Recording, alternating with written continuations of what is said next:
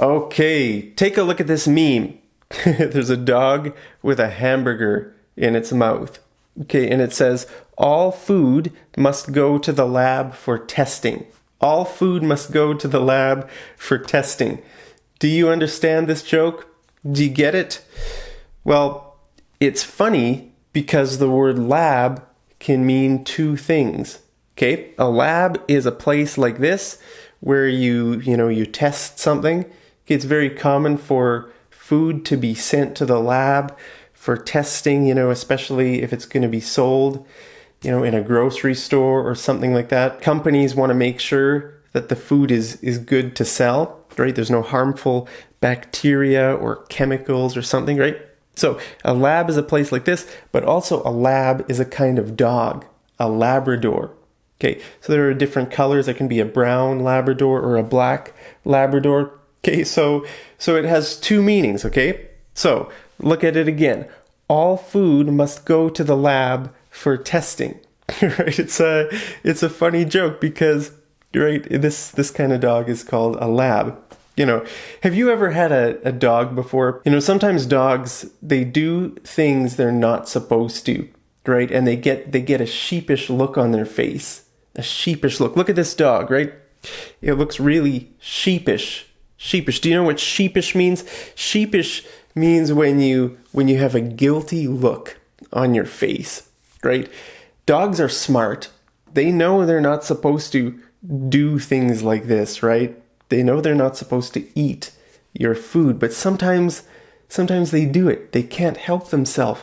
They just take something they're not supposed to, and then they sort of walk away. And they look back with a really sheepish look, right? They look at you. They know they're not supposed to do it. I remember one time when I was a kid, my family had a dog and I was eating ice cream. Okay, I was eating like an ice cream cone and I was looking up and suddenly I felt the ice cream cone sort of sliding through my fingers. I looked down and the dog had pulled the ice cream out of my hand and the dog was trotting away, and the dog looked back at me with a sheepish look, a look like this on his face. So that's called sheepish. Humans and animals can have sheepish looks on their faces. Okay, so this is a good example of a pun, right? A pun is when we're playing with two possible meanings, right? Like the word lab. It could be like a lab where you test things, or it could be a kind of dog, right? So it's called a pun, and we can also call it a play on words. A play on words, where we're playing with two possible meanings of something. That's why it's funny. It's funny because there are two meanings at play. Okay, now sometimes you hear people say this, no pun intended. Have you ever heard English speakers say this? It's actually very common. If you listen to native English speakers, you will hear them say this very often. No pun intended. Okay, so what that means is that the double meaning happened by accident. They weren't trying to be funny. They weren't trying to, sometimes when we're talking normally, we realize that we said something that could have two meanings, but we didn't mean it that way. Right? For example, I could say, I heard that potatoes are good for the eyes. No pun intended. Right? I heard that potatoes are good for the eyes. No pun intended. Okay, can you see the pun?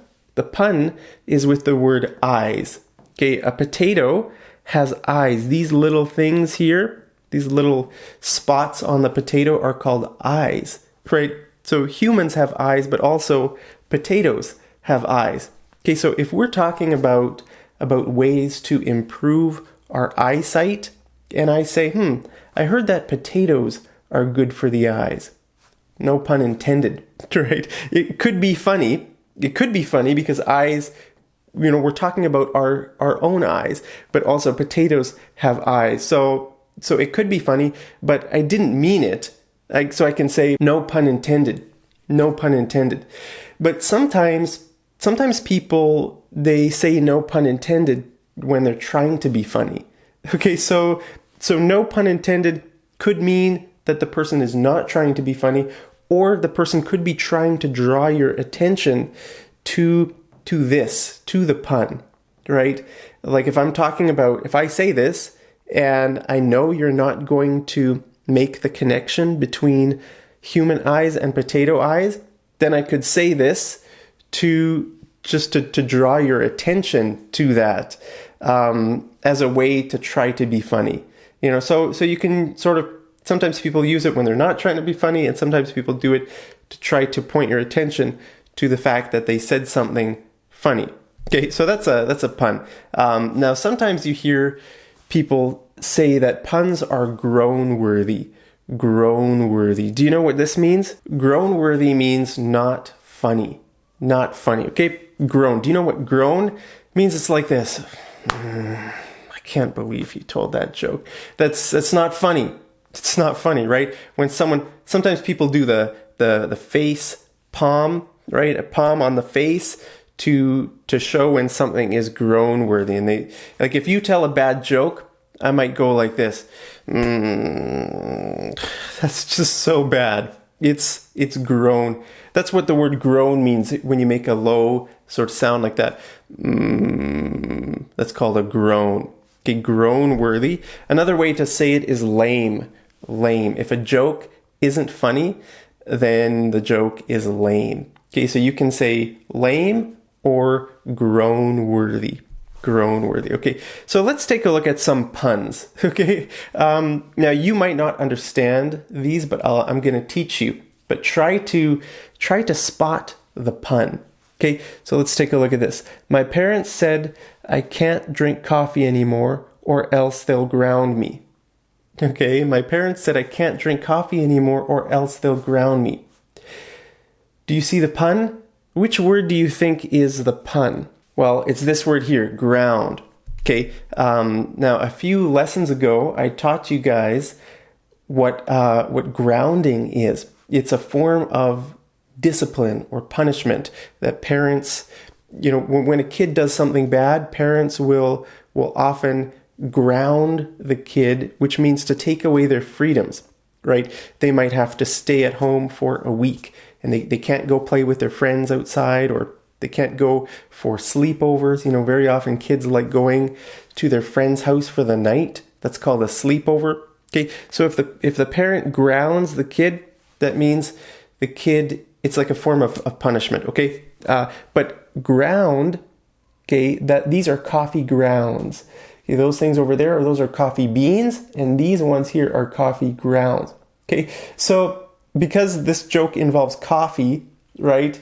These two words are connected, coffee and ground. Okay, so that's why this is funny. My parents said I can't drink coffee anymore, or else they'll ground me. Okay, so it's two meanings with this word ground. Okay, let's take a look at another one. Did you hear about that cheese factory that exploded in France? There was nothing left but debris. Oh man, that's great. That's funny. I like puns. Personally, I really like puns, even if they're lame, even if they're groan-worthy. Like this, do you get it? Okay, let's read it again. Did you hear about that cheese factory that exploded in France? There was nothing left but debris. You might not know what this is here. What is brie? Well, brie is a kind of cheese. It's a kind of cheese from France. Okay, but debris also it sounds like this word, right? Debris. Debris is like if you imagine something explodes, then there's like debris all over the place. Like if a bomb explodes or something, there's like pieces of debris. Another word you could say is wreckage. Okay, it's just wow. It's like the remains of the factory here. Okay, so that's why it's funny, because debris is the French debris, the brie. It sounds like debris and debris. Okay, so did you hear about the cheese factory that exploded in France? There was nothing left but debris.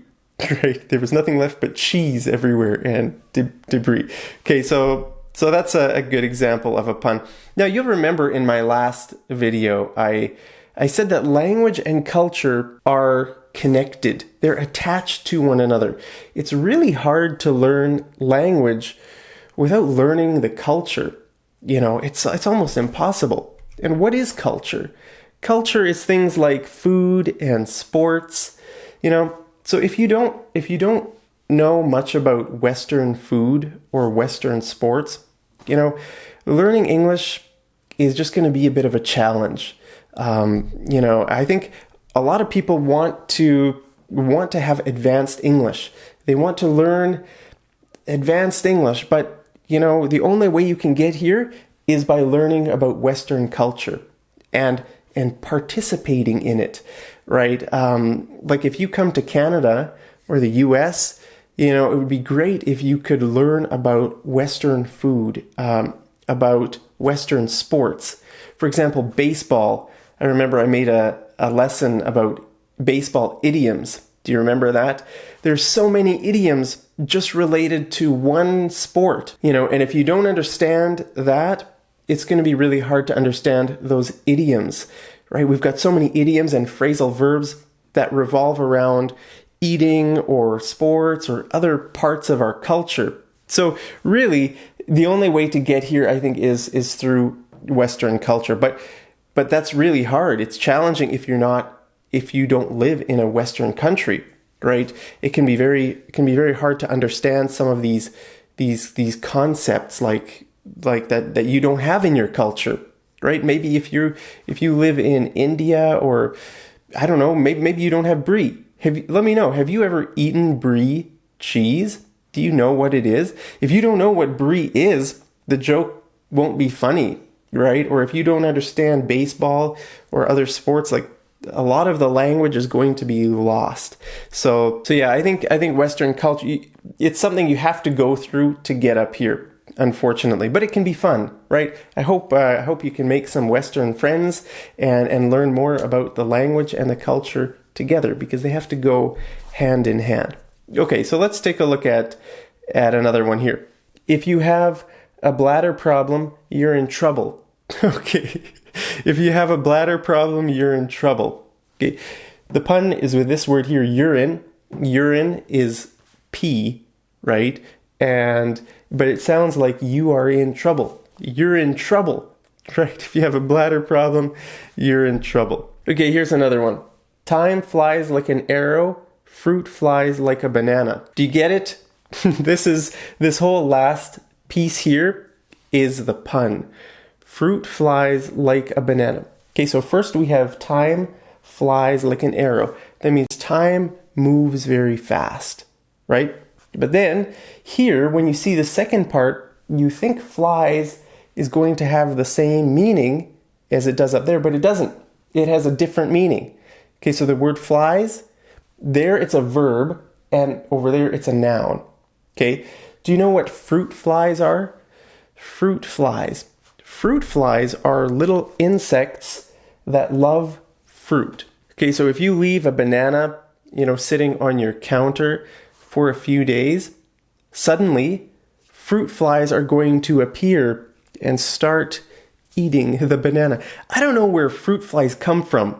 You know, sometimes it's just crazy. Like you can have a perfectly clean house, right? And then you buy a banana and you leave it sit there on the counter for a few days, and then magically out of nowhere, you're going to start seeing fruit flies. Like, where do they come from? Are they in the fruit? Like it's weird, and it just baffles. It baffles. Baffles means it's confuses you. You can't believe it. Where are these fruit flies coming from? Right? I have no idea, because there are no fruit flies in my house. Like right now, there are no fruit flies in my house anywhere. Right? You can't see any fruit flies flying around. But if I were to leave a banana sitting on my kitchen counter, within 2 or 3 days, there would be fruit flies everywhere. So I don't know where they come from. But anyway, so that's the pun. It involves the word flies, right? Time flies like an arrow, fruit flies like a banana, right? You think this is going to say fruit flies, you know, fast, But, oh, suddenly, wait, that doesn't make sense. Fruit flies like a banana. It's the fruit flies like bananas, right? That's why, that's the pun. So I hope you guys get it. I hope you understand what puns are in English. They're a very common part of English jokes and humor. So for homework, I want you to try to make a pun. Don't look one up on the internet. Just try to think about something in English and just try to make a pun, right? It sort of needs two pieces, like the first part and the second part. Remember the boy who was grounded by the parents? It says the first part talks about coffee, right? And that's connected to the second part, or the potato and the eyes, right? You need something to be connected there, right? So just try to think about something and make a pun. It's not hard. It doesn't need to be super funny. It can just be a little bit funny. It could be lame, and it can be groan worthy. Maybe I'll read your puns down there, and I'll just groan. I'll groan at how bad the puns are. But anyway, hope you guys are having a great day, and I'll see you over in the next episode of Mad English TV. Take care.